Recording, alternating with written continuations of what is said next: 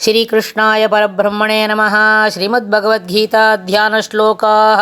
नमोऽस्तुते व्यासविशालबुद्धे पुल्लारविन्दायतपत्रनेत्र येन त्वया भारततैलपूर्णः प्रज्वालितो ज्ञानमयः प्रदीपः प्रपन्नपारिजाताय स्तोत्रवेत्रैकपाणये ज्ञानमुद्राय कृष्णाय गीतामृतदुहे नमः।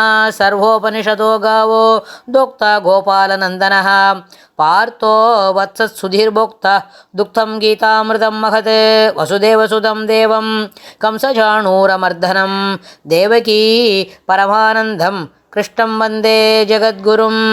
அடுத்தது 6வது அத்தியாயம் தியான யோகத்தில் 42வது ஸ்லோகம். அதவா யோகினாமேவ குலே பவதி தீமதாம் ஏதத்தி துர்லபதரம் லோகே ஜன்ம யதீத்ருஷம். அதவா யோகினாமேவ குலே பவதி தீமதாம் ஏதத்தி துர்லபதரம் லோகே ஜன்ம யதீத்ருஷம். இந்த ஸ்லோகத்தில் பெருமாள் என்ன சொல்கிறான்னு கேட்டால், சுச்சீனாம் ஸ்ரீமதாம் கேஹே அப்படின்னு முன்னாடி ஸ்லோகத்தில் சொன்னார். அப்படின்னா என்ன? பரிசுத்தர்களும் செல்வந்தர்களும் ஆகியவர்களின் வீட்டில் மறுபடியும் பிறக்கிறான். யோகத்தை பண்ணிவிட்டு யோகத்திலிருந்து நழுவிட்டு அந்த ஜன்மா முடிஞ்சு போச்சுன்னு சொன்னால் அதுக்கப்புறம் அடுத்து கிடைக்கக்கூடிய பிறவி என்ன இருக்குது?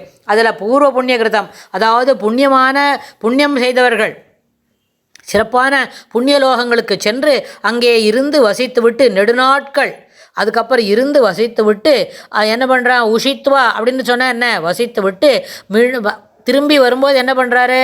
பரிசுத்தர்களும் செல்வந்தர்களும் ஆகியவர்கள் வீட்டில் பிறக்கிறான் அப்படின்னு சொன்னார். அடுத்தது அதனோட தொடர்புடையதாக அதவா யோகினாமேவ, அல்லது அப்படி பிறப்பான். அப்படி இல்லைன்னா தீமதாம் கேஹே. தீமதாம் என்ன சொன்னால் புத்திமான்களாகவும் யோகிகளாலும் யோகிகளின் குலத்திலும் குலேயேவ குலத்திலேயாவது அல்லது பிறக்கிறான். அதாவது ரொம்ப பணக்கார வீட்டில் பிறந்து அங்கேயே இருந்து நல்லபடியாக அனுபவிக்கிறதும் வாய்ப்புண்டு.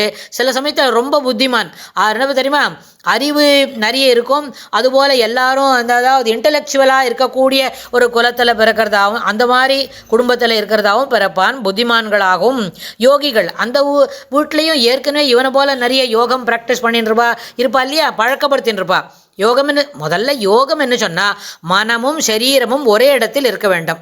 சரீரம் ஒரே இடத்துல இருக்கும். இப்போ நம்ம இந்த ஸ்லோகத்தை சொல்லின்னு இருக்கோமே, நடந்துட்டே ஓடிண்டே சொல்ல முடியாது இல்லையா, ஒரு இடத்துல உட்காந்து தான் சொல்லணும். அப்போது சரீரம் இந்த இடத்துல உட்காண்டிருக்கு. ஆனால் சொல்லும்போது ஸ்லோகம் சொல்லும்போது ஸ்லோகத்தை தான் சொல்லின்னு இருக்கோம். அது கொண்டு 2 தப்பா இருக்க பொருள் கூட சொல்கிறோம். ஆனால் மனம் என்ன பண்ணுறது? வேறு இன்னும் எங்கேயான போகிறது, சீக்கிரமாக கரண்ட் கட் ஆகுமா அப்படின்லாம் ஏதோ இதுக்கு சம்மந்தமே இல்லாத சில செய்திகளை நம்ம என்ன பண்ணுறோம்? அப்படி எண்ண ஓட்டங்கள் இட் மூவ்ஸ் அவே, இட் வேண்டர்ஸ் அப்படின்னு சொல்கிறோம் இல்லையா. வாய் சொல்லின்னு இருக்குது, மனம் கூட இதை தான் சொல்கிறது. ஆனால் சில சமயத்தில் அதையும் தாண்டி 3வது நிலைமையில் அது அங்கே அப்படி போயின்னு இருக்கு. அதனால் ஆனால் அது யோகம் செய்வதற்கு சரியான சூழ்நிலை இல்லை. யோகம் செய்ய வேண்டுமென்றால் சரீரம் ஒரு இடத்துல உட்காந்து தான் செய்யணும். அதே மாதிரி சொன்னால் அதே மாதிரி அந்த இடத்துலையே மனம் இருக்கணும். அது போய்கொண்டே இருக்கக்கூடாது, ஏன்னா அது ஓடிக்கொண்டே தான் இருக்கும்.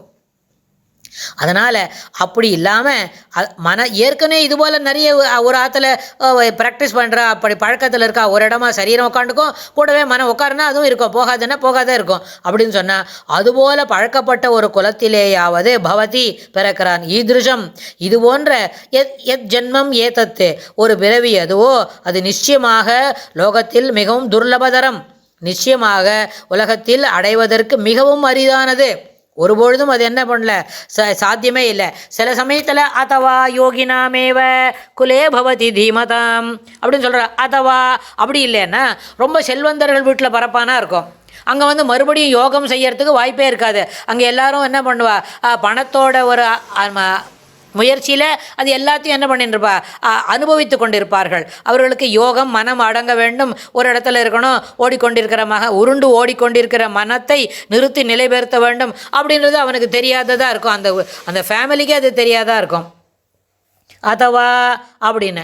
அது இல்லாமல் சில பேர் என்ன பண்ணுவார், ரொம்ப வசதி இருக்காது, அதுபோல் செல்வந்தர்களாக இருப்பதற்கு வாய்ப்பில்லை.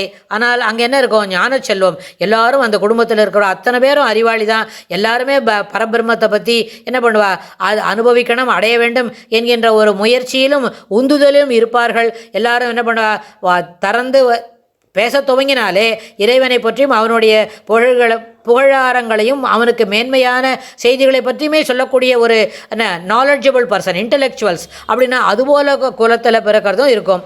ஆனால் இந்த பிறவி எதுவோ அது ஏதத்தி துர்லபதரம், உலகில் அது மிகவும் அடைவதற்கு மிகவும் அரிதானது அப்படின்னு பெருமாள் இந்த ஸ்லோகத்தில் சொல்கிறார். ஏன்னா யோகத்திலேருந்து நழுவிட்டா மறுபடியும் யோகம் செய்வது அப்படின்றது இப்போ நினைவு இருக்காது. அந்த சில அப்படி நினைவு தான் நம்மளாம் ரொம்ப கஷ்டப்படுவோம். போன ஜென்மத்தில் என்னவா இருந்தோம் அப்படின்னு தெரிஞ்சால் இப்போ அதுவே போட்டு வாய்ச்சின்னு இருக்கோம், உழப்பிக்கின்னு இருக்கோம், நம்மளை ஒரு ரொம்ப குழப்பவாதியாக ஆகிடுவோமா இருக்கும். அதனால் அதெல்லாம் இல்லை. ஆனால் ஏதோ ஒரு காரணம் பற்றி ஒரு கொஞ்ச நாள் கழித்து ஒரு 20-25 வருஷம் இப்போ ஆன பிறகு ஏதான ஒரு பொறி தட்டும், யார் மூலமாவது சேர்ந்து நம்மளுக்கு அந்த விஷயங்கள் செய்ய வேண்டும் என்கின்ற ஒரு ஊக்கம் வரும். அதற்குண்டான முயற்சிகளை எடுக்க முடியும். அதற்குண்டான முயற்சிகளை எடுப்பதற்கு யாராவது ஒருத்தர் துணை செய்வாளாக இருக்கும். அவன் போன ஜென்மத்தில் நம்மளோட இருந்தவனாக இருப்பான். அப்படின்னா இவை அனைத்துமே இதற்கு என்ன பண்ணும், ஒரு உறுதுணை போல ஒன்றுக்கொன்று தொடர்புடையதாகவும் துணை செய்வதாகவும் அமையும். அதனால் அடுத்த ஜென்மத்தில் அவன் ஒருபொழுதும் பெருமாள் என்ன சொல்கிறார், நகி கல்யாணகிறது கஷ்டிது துர்கதியும் தாத்த கஷ்டதி, ஒரு நாளும் அவன் நழுவதில்லை, அவனுக்கு துர்கதியே கிடைக்கவே கிடைக்காது, எப்பொழுதும் மேலே மேலும் வளர்ந்து கொண்டே இருப்பான், அந்த ஜீவன் மேல் நோக்கியே நடந்து கொண்டிருக்கும் அப்படின்னு சொல்லி கொடுக்குறார் இந்த ஸ்லோகத்தில். அடுத்த ஸ்லோகத்தில் இன்னும் என்ன சொல்கிறார் அப்படின்னு நம்ம பார்க்கலாம். ஸ்ரீ கிருஷ்ணாய துப்யம் நமஹ.